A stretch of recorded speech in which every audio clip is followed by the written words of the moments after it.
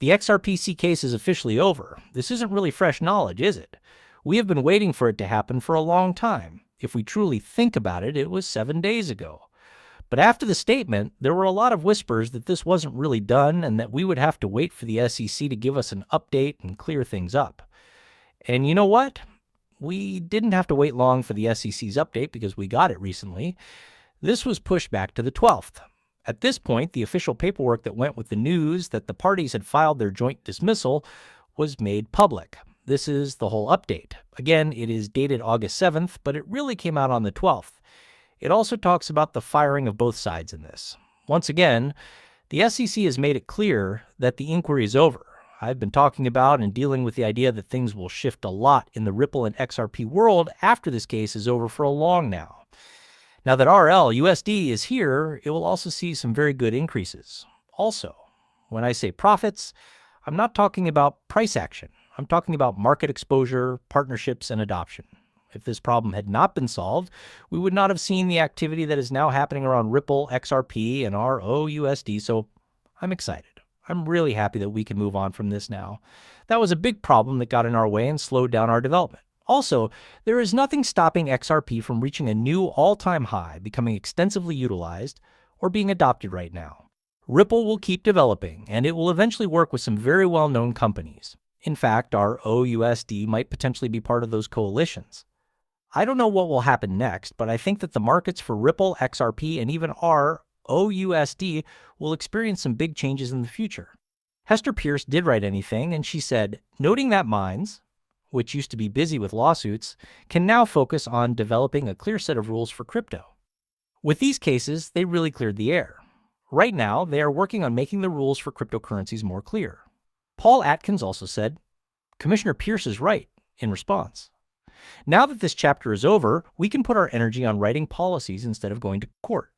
We should focus on making the rules clear so that they protect investors and stimulate new ideas. And you know what? Are you surprised? It looks like something big is going to happen in the world of cryptocurrencies.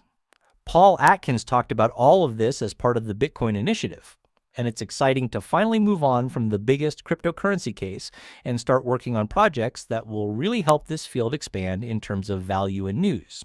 And not just news. What if he took out a loan?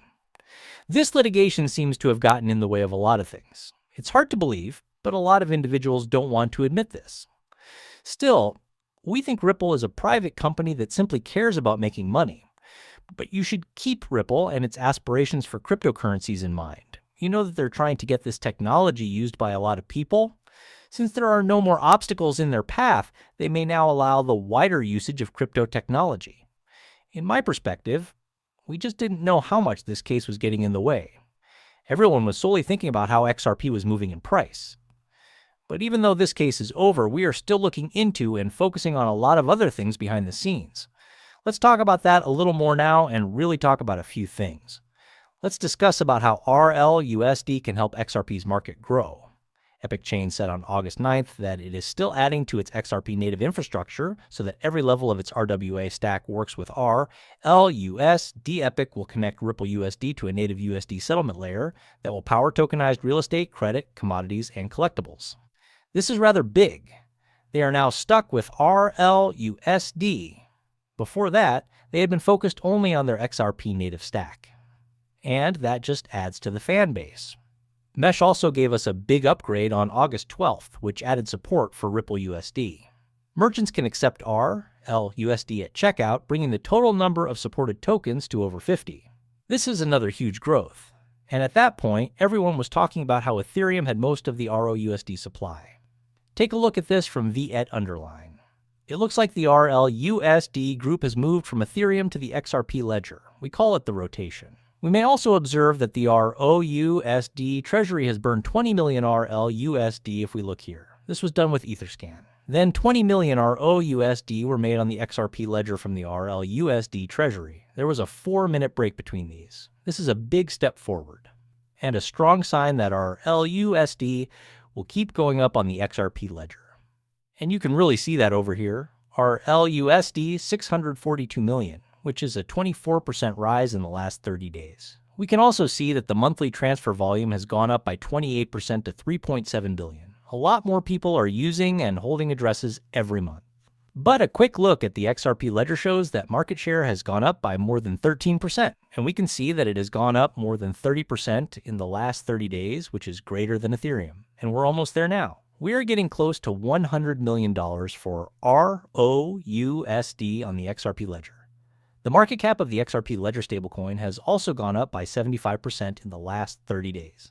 The RWA value has also gone up by 60% in the last 30 days. Because of this, the use of stablecoins on the XRP ledger is starting to grow quickly, which is quite exciting. You can even see that with USDC. You can find other stablecoins here.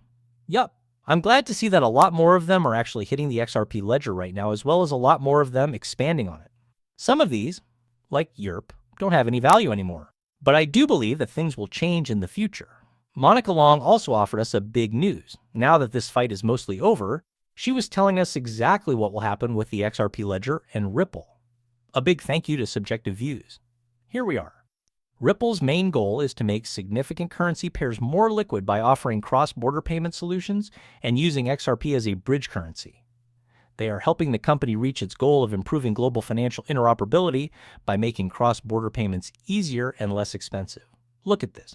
So, depending on whose projection you look at, the market cap might go from a few $100 billion today to $3, $4, or $5 trillion over the next few years. And that's because I think people all over the world are starting to understand and use stable coins for more than just trading them as speculative assets. The second fact is that stable coins have been very important to our payments operation. So, a lot of people use blockchain to make payments across borders, speedier and less expensive. Stable coins have been around for a while. So, the more control we can have over our product suite, the better.